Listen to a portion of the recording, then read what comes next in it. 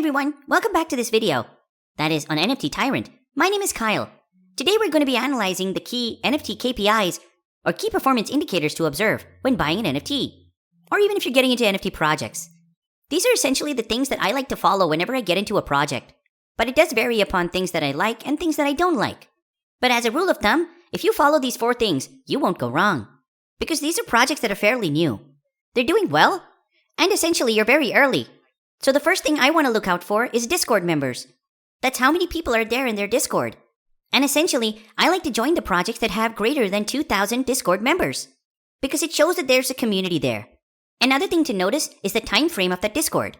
For example, if a project was done 2 months ago, and it has only 2,000 followers, that's a horrible project.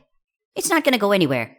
But if you see a project that's just a week old and has over 2,000 members, that's amazing. Because within a week, they got 2,000 members.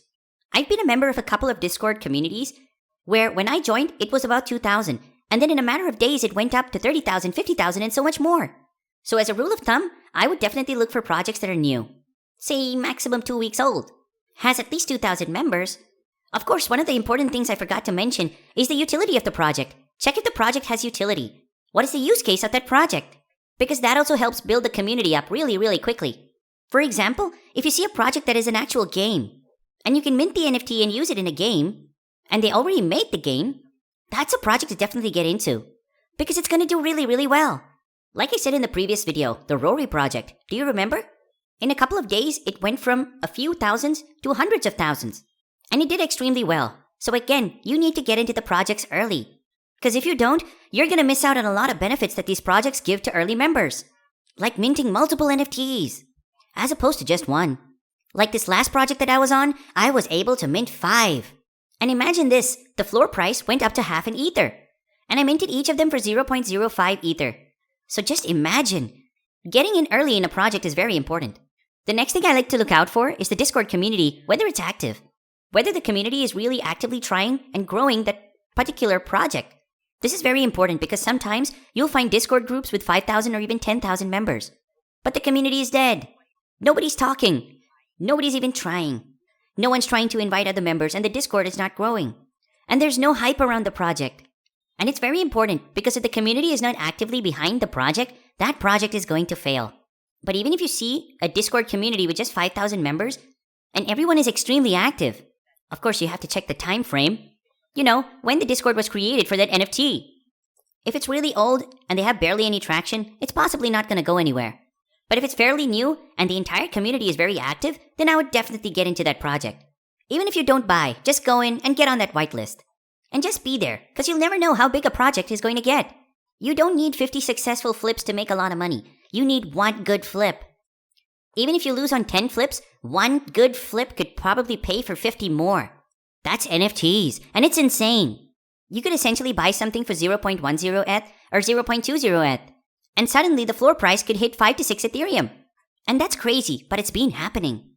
So if you follow what I'm showing you right now, you can't go wrong. So remember the first 2 points that I mentioned. How long the Discord members have been around and the community. Especially for newer projects. Now for projects that are already on OpenSea or the secondary market, you have to be sure that you can check the floor price. Let's say that a project has 5,000 NFTs, and the lowest price that you can buy the last one for, that's the floor price. Essentially, everyone that owns that NFT is in that project. They can choose a price that they can sell at. And the person who picks the lowest amount to sell his NFT for, well, that's the floor price. Ideally, you should join projects that are not on the secondary market yet. But there are some times where I did really well. With the secondary markets too.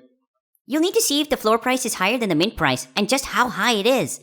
So if the mint price was 0.10 ETH and the floor price is 0.50. After a week from when the project was initially minted, it's doing really well. That's jumped up by half an ETH basically. So people who bought that already made a ton of money. And so can you if you just time it right. That's why timing is so important. If you're just getting started, I would recommend not being on the secondary market, because it can get really tricky.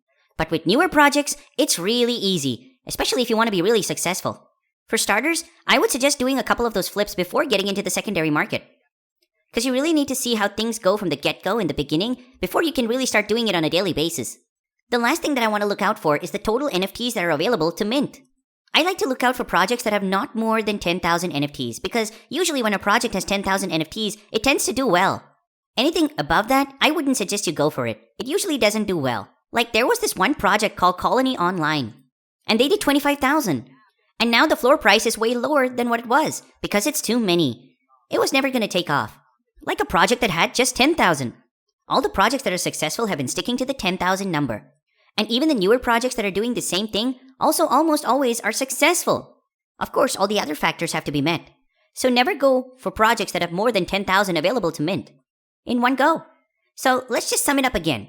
Firstly, you need to go for newer projects that have a kind of utility. It could be a game, it could be a platform, or it could be some kind of technology. Anything that can help the community members. Because you'll be surprised how fast these discords grow.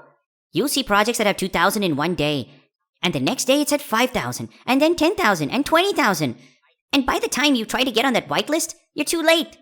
Oh, by the way, a whitelist means it's a place where you're in the project and you get to buy before everyone else. So when the public sale happens, if the project is on Ethereum, there's going to be crazy transaction and gas fees. Because everyone's going to be trying to buy it at once. But if you're on the whitelist, you get to buy it before everyone else. So follow these KPIs and you should be able to do well with your NFTs. Stay tuned for more videos.